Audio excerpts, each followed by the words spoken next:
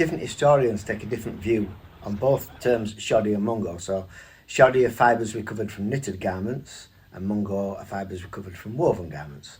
Mungo tends to be shorter because of the woven structure is tighter, and you have to be more aggressive to open it up, and it breaks the fibres more, and the chances are the fibres were shorter when they went in anyway. Nobody's really sure whether the shoddy thing, whether it's that disparaging term because it was seen as something less than new wool. And certainly if you go back to the earliest origins, at the beginning of the 1800s when Benjamin Law first discovered it, and for probably most of the 150 years after that, when you were talking about what today they'd say pre-loved, or post-consumer, well, we call them rags. And if you think about how people had to wear things till they literally were, then it was a lot dirtier, and they talk about how dirty the trade was and all that kind of stuff. I said that in Batley, birds used to fly backwards so soot didn't get in their eyes. So the shoddy could be something to do with it was less than new wool. So I don't think there's a definitive sort of explanation of that.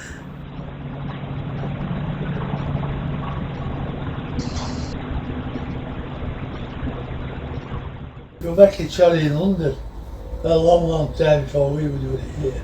But Dewsbury, Batley, it's every, well, there were mills and mills and mills. You can't imagine how many there were. Mills and spinning companies and weaving companies and dyeing companies, just everywhere. That's what the whole area was built on. It's called the heavy woolen area. And the simple reason is, all the goods they made here were heavy woolen made out of shoddy.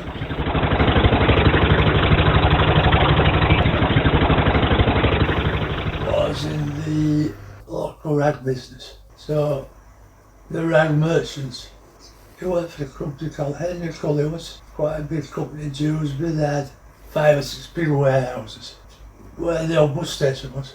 They had the 4, 5, 6 big warehouses, and they brought the rags in from all over Europe. And then eventually, as the years went by, his father shut them down because it was sold out to a property developer to do all that development. And he started for himself. And he started his company with Summers and Company Limited. And as we got older, my brother went to work for him and I went to work for him. And we would sell the rags to the shoddy manufacturer. Well, as me and my brother got older, we wanted to become a bit more than just rag merchant. So we brought the company on as a shoddy manufacturer, and eventually we took the whole shoddy trade over. There was no one left except for me and my brother. We became the only shoddy manufacturers left in the United Kingdom. We took it all over, took the whole trade over. That's really the story in itself, We took it over.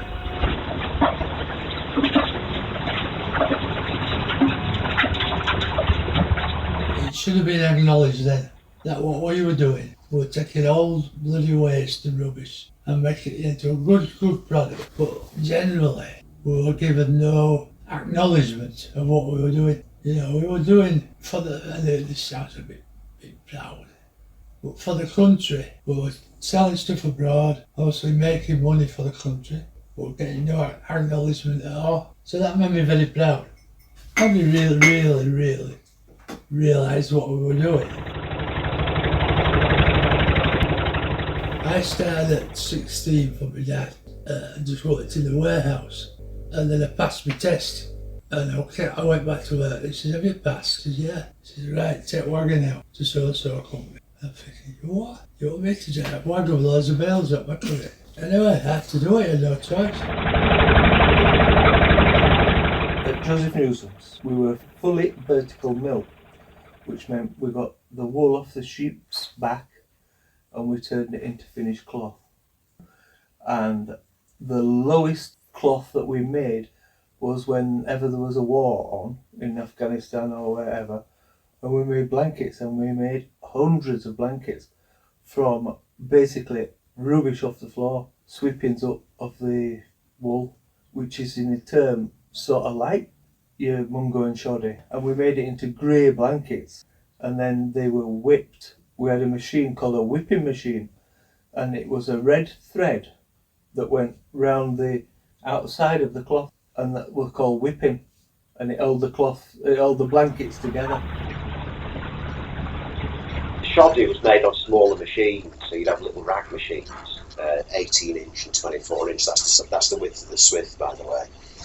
And there were companies all over making it. Redgwick's, Wilson Knowles is the last company. They're in Headwhite. They used to make rag. I think they just made one for John Parkinson actually.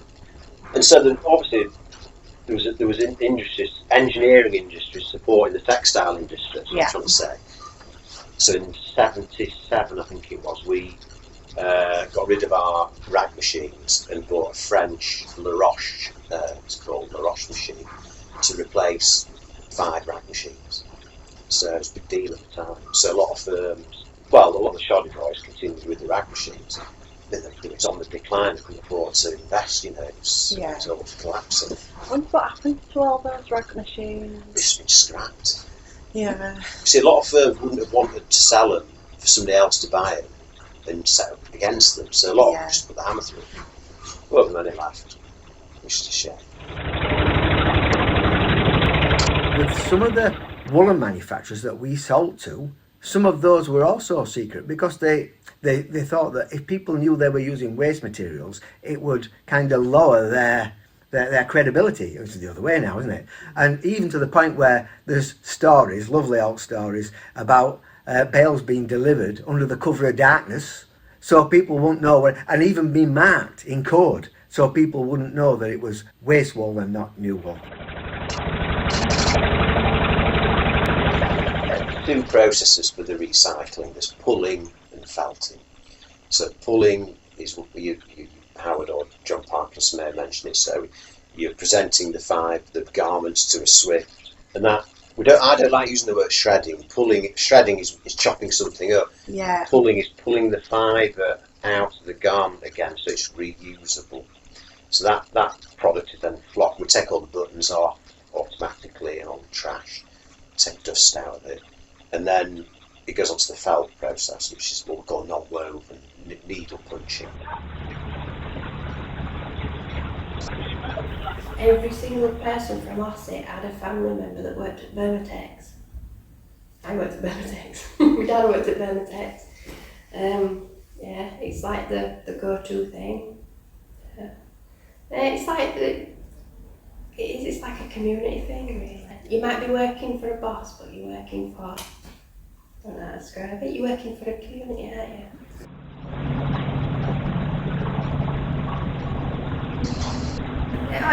It's pride because it's an hard work. It's heavy. It's hard work. You've got to be at it all the time. Because I used to work when I was doing cone cutting. We didn't get paid a minimum wage. It was a penny a cone. So you had to be going at it hell for leather. And summer, because mills are boiling hot. It used to be boiling hot in summer, and in winter freezing cold. But when it was hot in summer, you couldn't take 2 minutes to cool down because you had to keep going for your wage. The heritage, keeping it going. If my granddad were alive, I could sit down and talk to him and he'd know what I was doing and I'd know what he was doing. Or like going further back in line, we'd know what we're on about. Keeping the heritage going, keeping it, it's a long line of. Many people say, yeah, but it's not well paid, but it's not about the money, it's about your mental health. And that is where I feel most at home, working in the mill. It's a magic show, it's an amazing trick. You see all this old stuff in bales and it's all different colours and all jumbled up to start with, and then we sort into different colours and qualities and mix certain things that all go together, they get shredded up, and then it goes into this, gets made into a yarn, and then if I was like, how did it get from that to that? And I still can sit and watch all that happening and thinking, that's just amazing. Who could have made them? How can we do this? We are, in terms of the market, doing our little thing, but there are all the the big names and the big brands that make the claims that kind of drowned out what we do. But we're happy to engage in education, and we want to, and training, and we want new generations, to learn what we know and do it better than us, and they will, with technology and other stuff.